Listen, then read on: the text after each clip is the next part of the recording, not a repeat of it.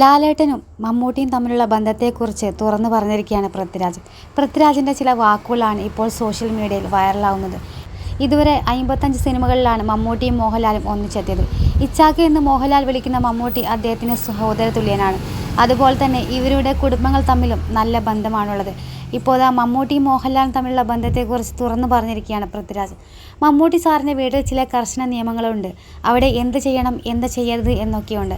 അദ്ദേഹത്തിൻ്റെ വീട്ടിലെ നിയമങ്ങൾ ആ വീട്ടിലുള്ളവരും അവിടെ വരുന്നവരും പാലിക്കണം. എന്നാൽ അദ്ദേഹത്തിൻ്റെ വീട്ടിലെ ഈ നിയമങ്ങൾ ആകെ ഒരാൾക്ക് വേണ്ടി മാത്രമാണ് മാറ്റപ്പെടുന്നത്. അത് മോഹൻലാൽ സാറിന് വേണ്ടി മാത്രം. അദ്ദേഹത്തിന് സ്വന്തം കുടുംബത്തിന് വേണ്ടി പോലും ആ നിയമങ്ങളിൽ മാറ്റം വരുത്തിയിട്ടില്ല. ആ നിയമങ്ങൾ എന്തൊക്കെയാണെന്ന് ഞാൻ പറയുന്നില്ല എന്നും പൃഥ്വിരാജ് പറയുന്നുണ്ട്. അതേസമയം മമ്മൂട്ടിയുടെ ആരോഗ്യസ്ഥിതിയെക്കുറിച്ച് അഭ്യൂഹങ്ങൾ പരക്കുന്നതിനിടെ പ്രതികരണമായി ലാലേട്ടനും എത്തിയിരുന്നു.